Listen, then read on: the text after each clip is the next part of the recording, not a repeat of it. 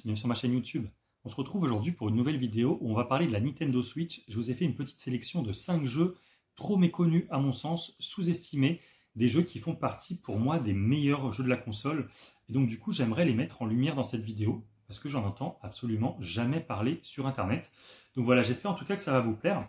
On va commencer par le premier, un jeu issu d'une saga mythique Ys, que j'ai découvert sur Master System, et donc on va parler aujourd'hui de Ys Origins, le spin-off voilà, de la saga, sorti à la base sur PS Vita en 2016.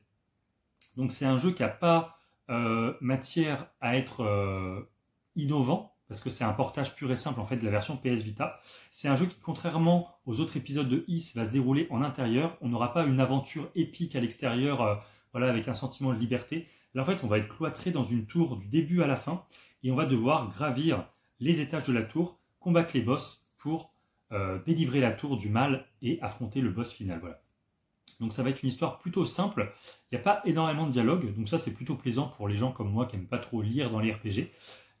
Et ce qui est top dans ce jeu en fait c'est le gameplay. Le gameplay il est vraiment aux petits oignons, ça marche très très bien, et en fait il le faut parce que les boss sont hyper difficiles, il faut vraiment comprendre leurs points faibles, essayer d'appréhender l'esquive, voilà, taper au bon moment et tout. Il faut surtout pas bourrer dans ce jeu parce que ça ne marche pas. Les boss sont hyper charismatiques, hyper intéressants. Et ce qui est bien aussi, c'est qu'en fait on va pouvoir débloquer des pouvoirs, et à la manière d'un Metroidvania, on va pouvoir débloquer certains passages inaccessibles auparavant. Et donc voilà, ça donne vraiment un aspect presque recherche.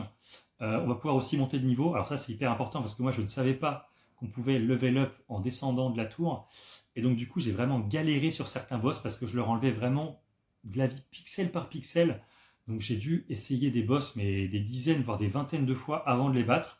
Et après j'ai vu sur internet qu'on pouvait monter de niveau et donc qu'on tapait beaucoup plus fort. Et forcément c'était beaucoup plus simple de vaincre les boss. En tout cas voilà, ce petit jeu ici il n'est peut-être pas aussi important et imposant que les autres épisodes sortis sur Switch avec Ys 8 et Ys 9. Mais en tout cas, il est vraiment super. C'est un petit action RPG d'une quinzaine d'heures, donc pas trop long, que je vous conseille impérativement de faire si vous êtes fan du genre, parce que ça marche juste trop bien. Voilà. Ensuite, en quatrième, je vous ai sélectionné Stub the Zombies. Lui aussi, un portage d'un jeu sorti initialement sur Xbox, un jeu totalement passé inaperçu qui s'est très mal vendu. D'ailleurs, il cote aujourd'hui assez cher sur la première console de Microsoft.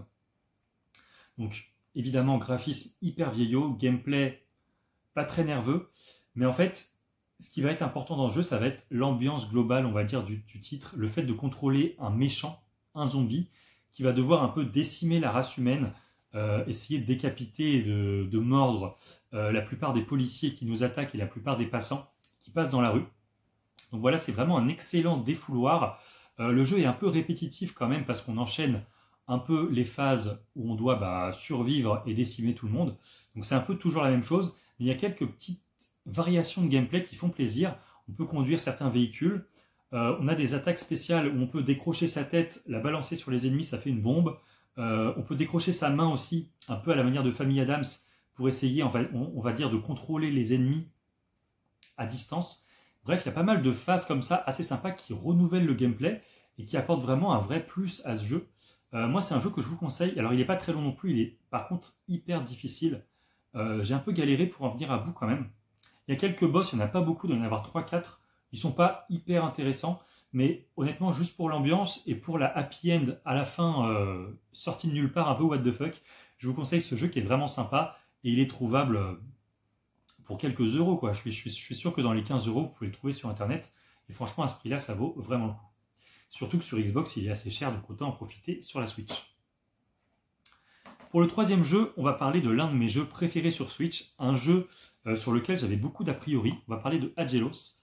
Alors j'avais beaucoup d'a priori sur ce jeu parce qu'en fait j'étais inscrit sur un forum de jeux vidéo, et il y a un membre que je connais très bien qui en parlait et qui disait que c'était une daube infâme et qu'il fallait absolument pas y jouer.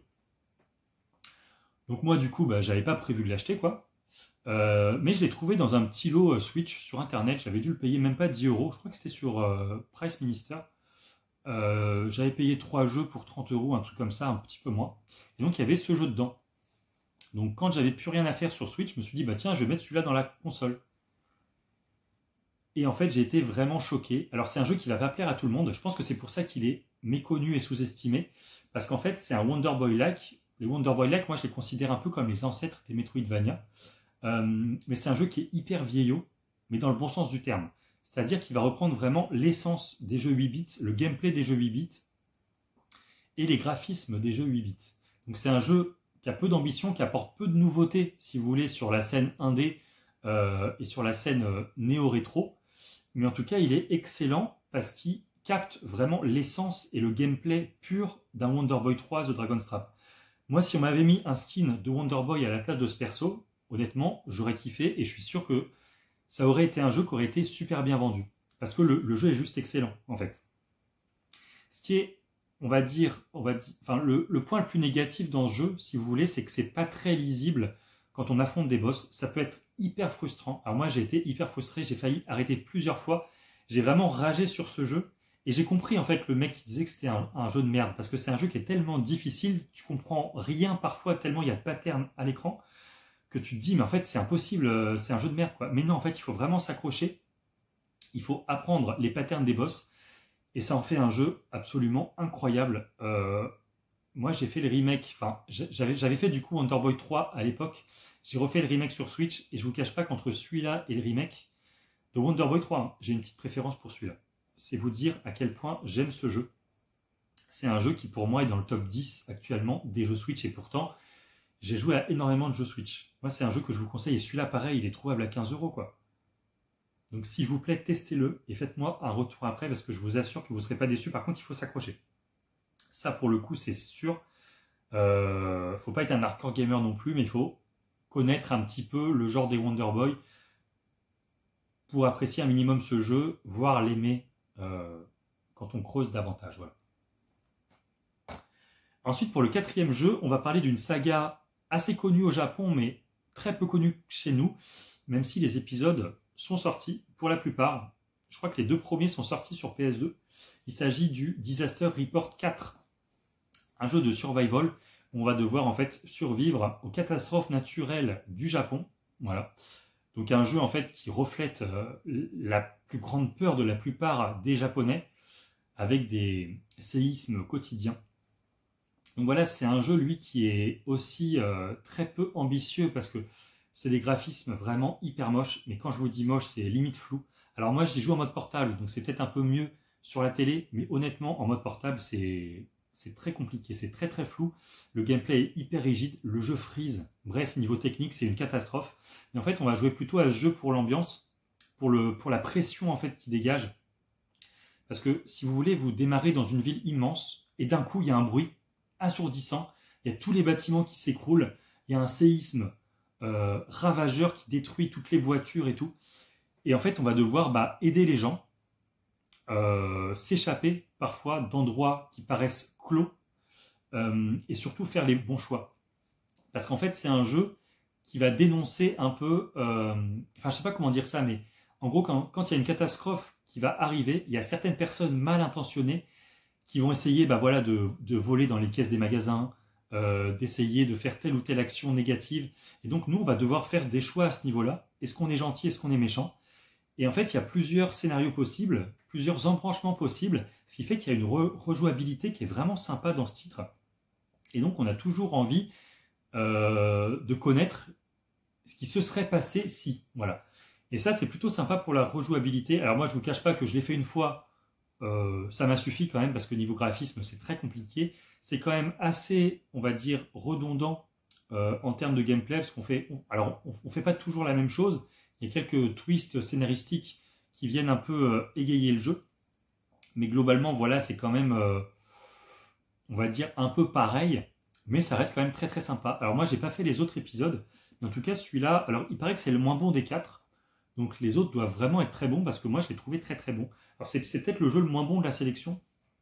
Mais pareil, si vous le trouvez pour une vingtaine d'euros, honnêtement, ça vaut vraiment le coup de se le tenter. Les musiques sont très sympas par contre. Donc ça, c'est plutôt le point positif du jeu.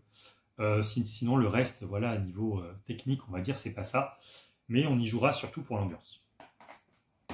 Et pour finir, le dernier jeu. Alors, je l'ai mis dans cette sélection.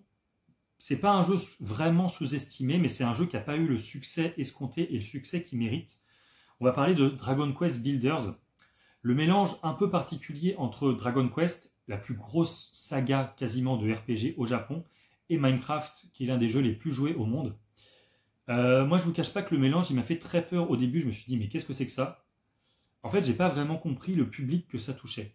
Parce que Minecraft, c'est plutôt destiné aux jeunes, et Dragon Quest, c'est plutôt les papas japonais, quoi, les quarantenaires japonais qui se posent devant leur RPG old school et tout. Et le mélange des deux, bah, il est un peu particulier.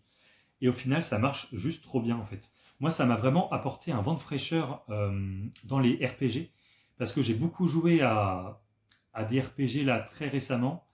J'ai fait Dragon Quest 11, j'ai fait Persona 5, j'ai fait Is Origins, j'ai fait Pokémon, etc., etc. Des RPG, on va dire, assez basiques, entre guillemets, même si, bon, c'est pas vraiment le cas, mais si vous voulez, Dragon Quest Builders, il apporte un plus de par sa construction, de par son exploration, de par son craft, etc. Ça apporte vraiment un plus dans le monde des RPG, et c'est un vent de fraîcheur, en fait. Voilà, moi, c'est un jeu qui m'a fait kiffer. J'ai adoré construire, adoré chercher les matériaux, crafter les armes, les objets, faire des bâtiments, construire des villes, combattre des boss, parce que le combat des boss, notamment le boss final, il est vraiment trop trop bien. Et les boss sont vraiment bien pensés, et on doit du coup construire en même temps qu'on attaque. Donc ça apporte vraiment un plus, parce que ça creuse vraiment dans le monde de Minecraft et de Dragon Quest. Et ouais, ça marche vraiment bien, quoi. Alors, moi, j'ai détesté par contre Dragon Quest Builders 2, parce qu'il y avait trop de quêtes inutiles, trop d'allers-retours. Mais celui-là, on n'a vraiment pas ça. C'est vraiment un jeu qui est plaisant, qui est très long. Alors, certains diront que c'est un peu redondant et un peu toujours la même chose également, parce qu'on doit à chaque fois construire des villes. Mais on a des quêtes qui sont toujours différentes. On doit aller chercher des personnages, etc. Pour moi, c'est vraiment un jeu qui est hyper complet, qui est très bien pensé. Et j'espère un 3 avec impatience, mais j'espère qu'ils miseront vraiment sur le gameplay et sur l'âme du premier, et qui ne feront pas l'erreur du 2 en nous proposant un contenu trop large avec des quêtes inutiles qui n'intéressent personne. Voilà. Donc voilà, c'était ma petite sélection de 5 jeux Switch sous-estimés. Parmi les 5, moi mes deux préférés, mes deux gros coups de cœur, vous l'avez compris, c'est Agelos et Dragon Quest Builders, qui font partie de mon top 10 en fait de mes jeux préférés sur Switch. Je pense que c'est des jeux que vous verrez quasiment jamais dans le top 10 des gens. Et moi, c'est vraiment des jeux qui m'ont marqué, que j'ai adoré faire et qui m'ont procuré beaucoup de plaisir. N'hésitez pas à me dire en commentaire vos jeux préférés sur Switch et on se retrouve dès la semaine prochaine pour une autre vidéo. Et d'ailleurs, je tenais à vous remercier pour les 1000 abonnés. Ça y est, on a passé le cap, donc je suis très content. Il y aura une vidéo un peu spéciale pour fêter ça. Je pense qu'elle arrivera fin juillet. J'espère que ça vous plaira. C'est un nouveau concept sur la chaîne. Donc voilà, je vous fais des bisous et puis je vous dis à la prochaine. Salut à tous.